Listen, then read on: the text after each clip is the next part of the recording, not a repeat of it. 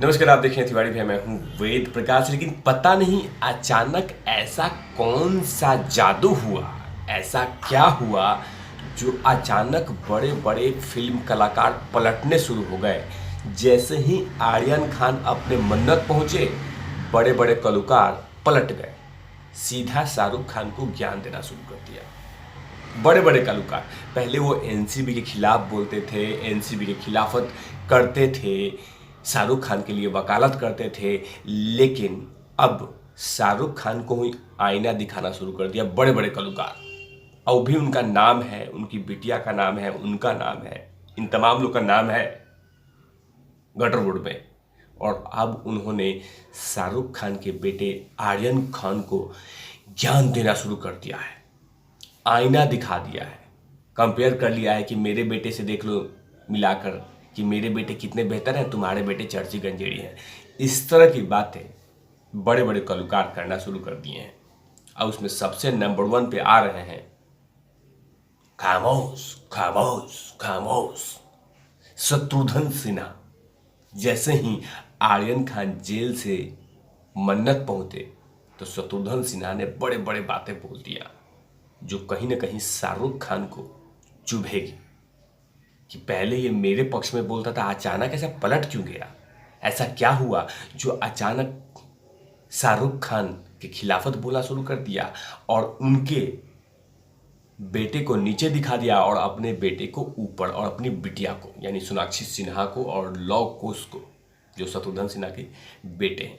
उन्होंने इंटरव्यू में ये कहा कि इस पर उन्होंने कहा कि चुनौती हो या न हो, लेकिन ऐसा जरूर होना चाहिए कि मेरा शुरू से ही मानना है।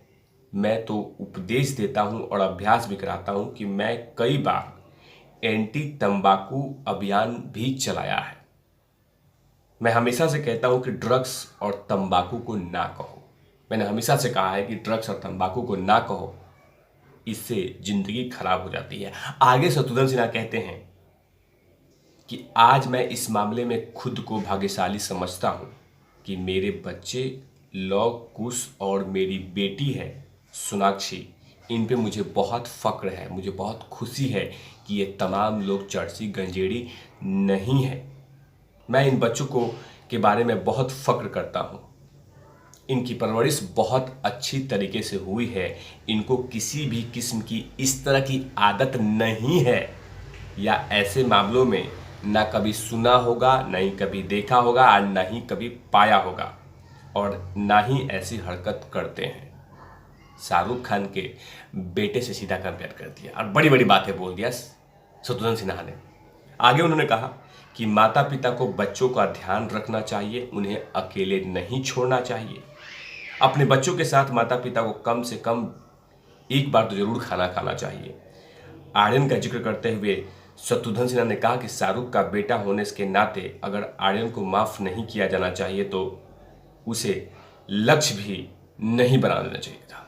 बहुत ऐसी ऐसी बातें बोल दिया शत्रुघ्न सिन्हा ने, खासकर अपने बेटे और शाहरुख खान के बेटे से कंपेयर कर दिया। अब कह दिया कि संस्कार देना चाहिए, पीछे पीछे लगे रहना चाहिए, ऐसे खुले नहीं छोड़ना चाहिए।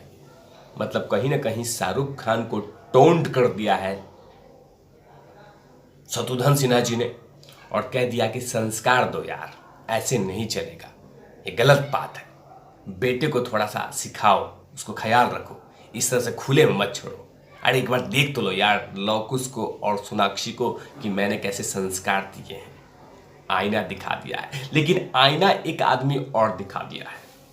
अब वो है समीर वानखेड़े।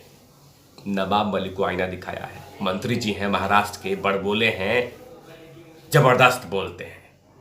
अब बिना हाथ पैर मुंह कान नाक किसी का कुछ से मैच नहीं करता, लेकिन बोलते रहते हैं, बोलते रहते हैं, बोलते रहते हैं, बोलते रहते हैं। कोई उनका वो नहीं है, बस उनका एक ही मकसद है कि समीर वानखेड़े, उनका दुश्मन नंबर 1 समीर वानखेड़े। लेकिन आईना दिखाया है समीर वानखेड़े ने कि जो भी कुछ आरोप आप लगा रहे थे मेरे ऊपर में, वो तमाम आरोप फेक और गलत है।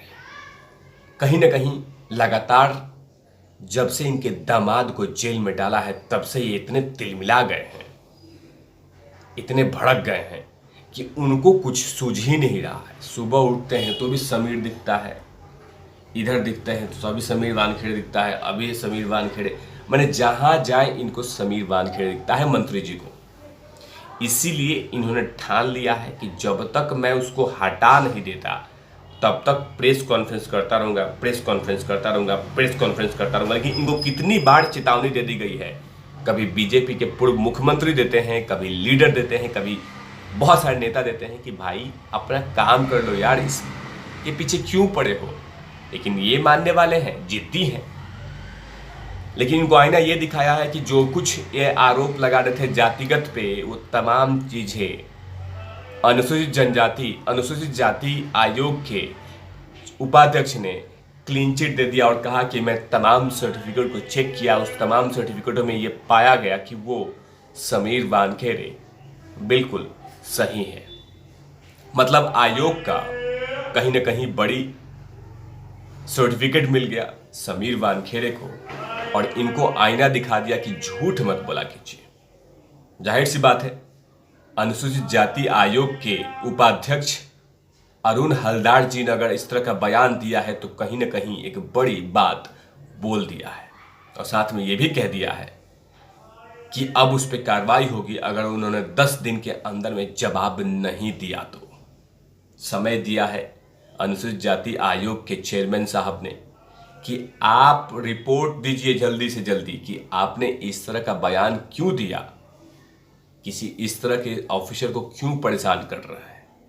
और मैं तो कह रहा हूं कि समीर वानखेड़े ने बिल्कुल सही किया, अपने हक के लिए बिल्कुल मिले तो सही किया, क्योंकि इस तरह से नहीं होना चाहिए।